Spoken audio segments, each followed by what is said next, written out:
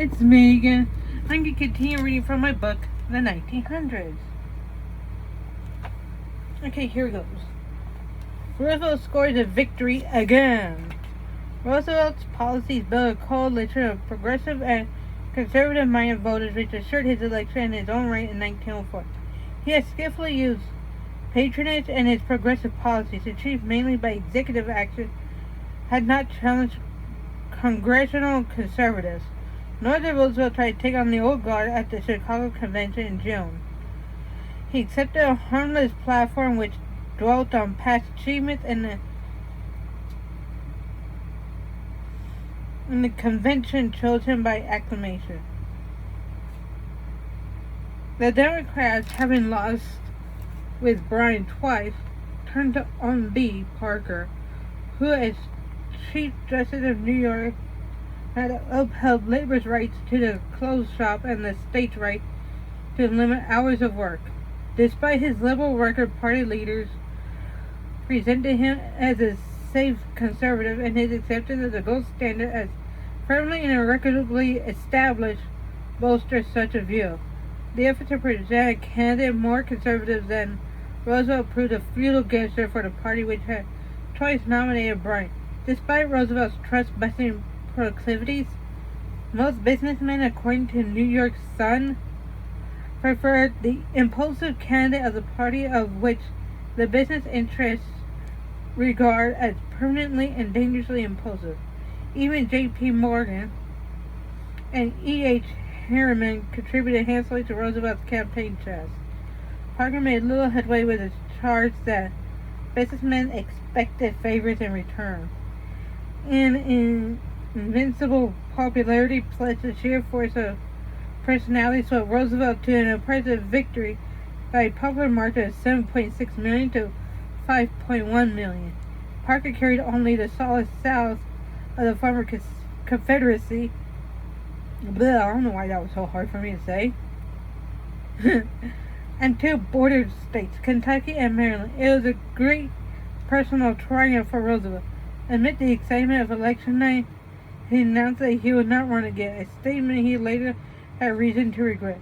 Elected in his own right, Roosevelt approached his second term with heightened confidence and a stronger commitment to progressive reform. In December 1905, he devoted most of his annual message to the regulation and control of business.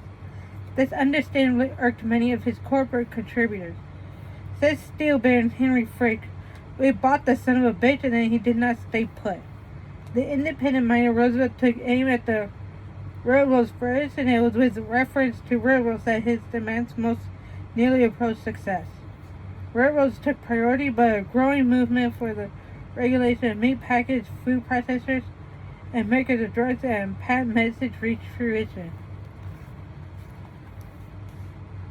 Discontent with abuses in these fields had grown rapidly as a result of the Muckrackers reports. They supplied evidence of harmful preservatives and adulterants in the preparation of embalmed meat and other food products. The Ladies' Home Journal and Collier's published evidence of false claims and dangerous ingredients in patent medicine, what one report called the Great American Feud. One of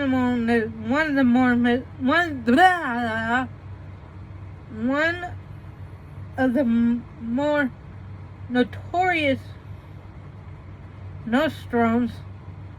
Why was that so fucking hard for me to say? Lydia Pinkham's vegetable compound was advertised to work wonders in the relief of female complaints. It was no wonder, for the compound was 18% alcohol. But perhaps the most telling blow against such abuses was struck by Upton Sinclair's novel The Jungle, 1906. Sinclair meant the book to be a tract for socialism, but its main impact came from its portrayal of filthy conditions in Chicago's meatpacking industry.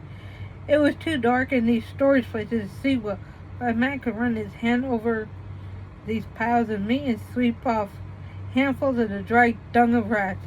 These rats were nuisances, and the packers would put poisoned bread out for them. They would die, and then rats, bread, and meat would go into the hoppers together. Roosevelt, an omnivorous reader, read The Jungle and reacted quickly. He sent 2 agents to Chicago, and their report confirmed all that Sinclair had said. We saw meat shoveled from filthy wooden floors piled on tables, weirdly watched, pushed from room to room in Ryan, gathering dirt, splinters, floor filth, and the exploration of tuberculosis and other diseased workers. The Meat Inspection Act of June 30th, 1906 required federal inspection of meats destined for interstate commerce and empowered officials in the agriculture department to impose standards of sanitation. The Pure Food and Drug Act enacted the same day placed restrictions on the makers of prepared foods and patent medicines and forbade the manufacture, sale, or transportation of adulterated, misbranded, or harmful foods, drugs, and liquors. Chapter 4. Technology and Discovery. We're getting a little closer to being done. Yay! The Wright brothers' incredible flying machine. Walter Lord. The first decade of the 1900s was a time of new inventions and discoveries. In 1900, 2 mechanics from Dayton, Ohio, brothers Orville and Wilbur Wright, tested their first flying machine, a glider they had designed and built. Instead of stopping with this achievement, explains author historian Walter Lord, the Wright brothers persevered and several years later built and flew the Whopper flying machine. The invention, writes Lord, attracted little or no attention. He contends that Americans were only excited by simple inventions like the safety razor, inventions they could understand. Walter Lord gained international recognition for his 1995 bestseller, A Night to Remember, which chronicles the sinking of the Titanic, and his 1957 work, Day of Infamy, a retelling of the 1941 attack by the Japanese on Pearl Harbor.